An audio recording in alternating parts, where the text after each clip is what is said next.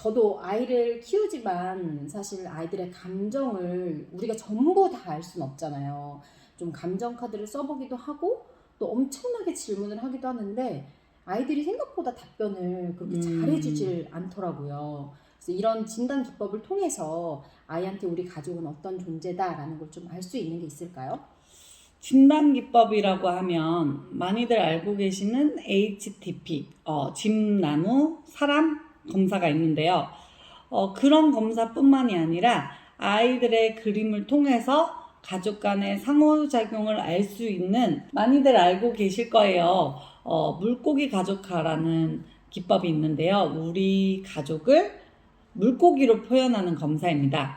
물고기의 크기나 위치, 배치한 높낮이, 어항의 크기, 어항의 물의 양에 따라서 해석을 할 수 있어요. 근데 여기서 딱 단순히 아이의 그림만 보고 어떻다라고 좀 아이의 심리 상태를 설명할 수는 없겠죠? 모든 대상자들이 자라온 환경이 다르기 때문에 진단기법의 양면성을 나타내기도 하거든요. 그래서 이런 그림을 그렸으니 대상자는 이렇다라고 정답을 내릴 수는 없어요. 그럼 저희가 이제 그림을 몇 개 준비했잖아요. 네네. 이걸 보면서 한번 얘기를 해볼까요? 네. 첫 번째 그림이에요. 첫 번째 그림은 아주 권위적이고 공격적인 아버지와 함께 살고 있는 아이의 그림입니다. 근데 이 그림은 일단 이렇게 마주보고 있잖아요. 네. 그리고 이렇게 이빨이 나왔는데 이런 건 어떤 걸 의미하는 거예요? 우리 아까 전에 얘기했듯이 물고기의 크기도 보고 이제 물고기의 방향 같은 것도 보거든요. 네. 근데 이제 마주보고 있는 상황인데도 한 물고기가 굉장히 크고 한 물고기의 이빨이 표현되어 있죠. 그러니까 이 물고기와 이쪽 물고기는 전혀 다른 그림이죠. 물고기가 이렇게 마주보고 있으면서 아주 공격적인 이빨을 지금 보이고 있죠. 네. 그래서 마치 잡아먹힐 것처럼 굉장히 무서운 환경을 표현을 했는데요. 이 아이가 이렇게 얘기를 했어요. 이 그림을 그리고 저희가 질문을 했을 때 아버지의 매질에 억지로 학원을 다니면서 저항하다가 저는 지금 자포자기 상태입니다 라고 표현을 했어요. 이거는 지금 두 번째이시죠? 네, 맞아요.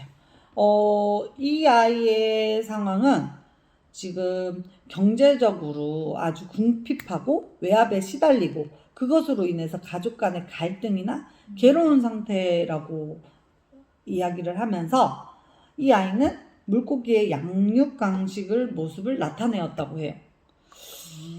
이게 지금 큰 물고기고 요렇게가 작은 물고기인 거예요?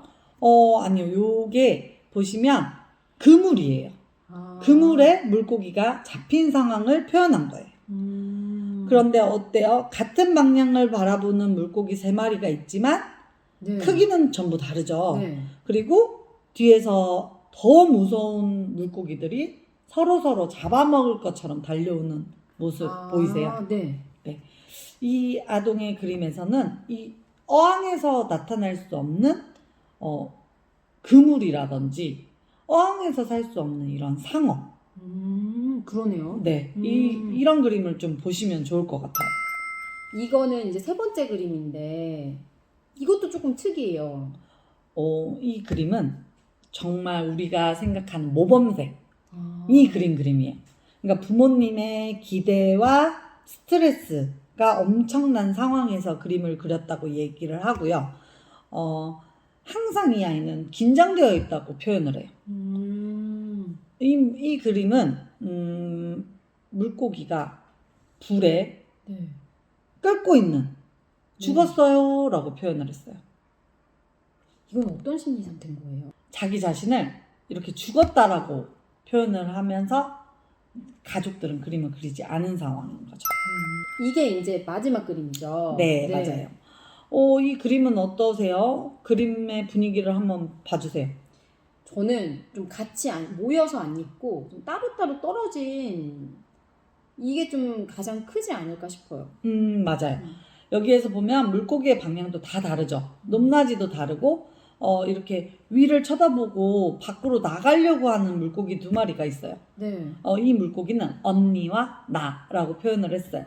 그리고 이 밑에는 아빠, 엄마, 동생.